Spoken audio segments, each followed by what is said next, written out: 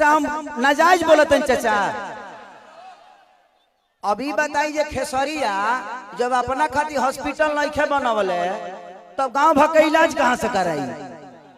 तो जब ये हमारे नेता अपना इलाज कराने के लिए एम्स में जाते हैं, हमारे नेता अपना इलाज कराने के लिए बॉम्बे जाते हैं, विदेश जाते हैं, तो ये बताइए जब ये अपने इलाज के लिए अस्पताल नहीं खुलवाए तो हमारे इलाज के लिए कहां से खुलवा पाएंगे?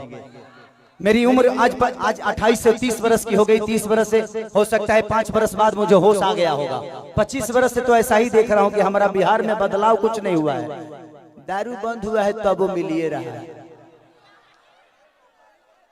इसमें दोष हम सरकार को नहीं देंगे क्योंकि हमारे पास रोजी नहीं है। हम अपनी रोजी ढूंढते हैं, वो चाहे हमें नशा में मिले या बुराई करके मिले या किसी का मर्डर करके मिले। हमारे पास अगर रोजी होती, हमारे पास काम होता, हमारे पास किसी का विश्वास होता तो शायद आज हम भी बेकार नहीं होते। किसी फैक्ट्री में अपने ही जिला में, अपने ही गृह जिला में, अपने ही घर में काम करते। तो जब इंसान बेकार होता है तो वो गलत काम करता है। तो गलत काम तभी होता है जब इंसान फुर्सत में होला। एक गलत काम हो तारा टाइम ना मिले, सही बताओ तार गेहूं के दवरी आई तो तू दूसरे के टिकोड़ा तुरे जीवो, तू अपन गेहूं दईबा ना। तो जब हमारे पास अपना वर्क होता, हमारे पास फैक्ट्रियां होती, तो आज हमारे भी घर की औरतें अपने पति के साथ रहती। ये अपने पति के लिए तरसती नहीं कि होली में आएंगे तो दीपावली में आएंगे। आज हम अपने बच्चों के साथ होली मनाते, दीपावली मनाते। हमें दीपावली मनाने के लिए किसी का परमिशन लेना पड़ता है, किसी से लेटर देना पड़ता है कि सर हमको जाना है अपने बीबी के पास, छठ आ गया है। तो हमें तो त्योहार मनाने की भी आजादी नहीं मिलती है।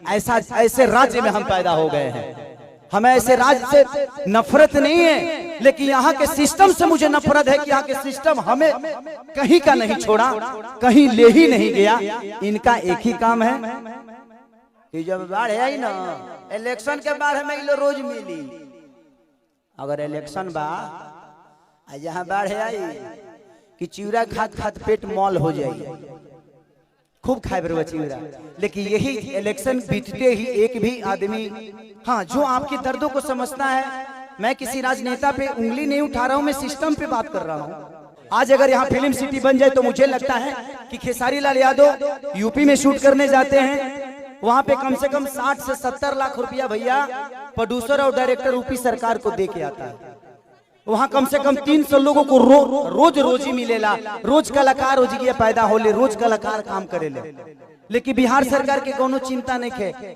ये बताई खेसरिया चाहे जितना भी संपत्ति बनौले बा बॉम्बे में बनौले बा, अगर वह चीज बिहार में रही तो खेसरिया का सारा संपत्ति बिहार में रहित ना, हम अपना परिवार के, अपना भाई लोगों के साथ रहते तो हमके भी तकलीफ होला, हमके भी अच्छा ना लगे कि हम दूसरा शहर में जाके, दूसरा राज्य में जाके दुगो रोटी कमाता नहीं। हमके शर्म लागेला दूसरा के जगह काम करे में, लेकिन क्या करी जब हमारे खेत बंजर हो जाए तो घर हर तो दूसरे के खेत में नहीं चलावे के पड़ी हमके। और हमारा खेत बंजर, हम किसान हो के भी इस खेत को आबाद नहीं कर पा रहे हैं, तो गलती हमारी है। गलती हमारी ये है कि हम जब इलेक्शन आता है तो खाली 2 फ्रूटी पियला के बाद तो बटन दूसरा जगह चल जाता है। ये बताई खेसारी के बेटा बेटी खेसारी का लगे पैसा बा तो अमेरिका में पढ़ा दिए हैं, लेकिन सबका लगे वो सक्षम तो नहीं खे ना जब अपना बेटा बेटी का अमेरिका में पढ़ाई। तो बिहार में कितना लोग खेसारी बजी? एक गो ना, एक खेसरिया बा। ये बताइए आज भी हमारे बिहार के नेता हैं, यूपी के नेता हैं, सबके अपने बच्चे, कोई अमेरिका में पढ़ता है, कोई लंदन में पढ़ता है, कोई मॉरिशस में पढ़ता है। किसी किसान का बेटा कहाँ पढ़ने जाता है? क्योंकि उसकी क्षमता नहीं है। क्योंकि इन लोगों ने अगर यहीं पे स्कूल दिया होता तो इनके भी बच्चे यहीं पे शिक्षित हो जाते।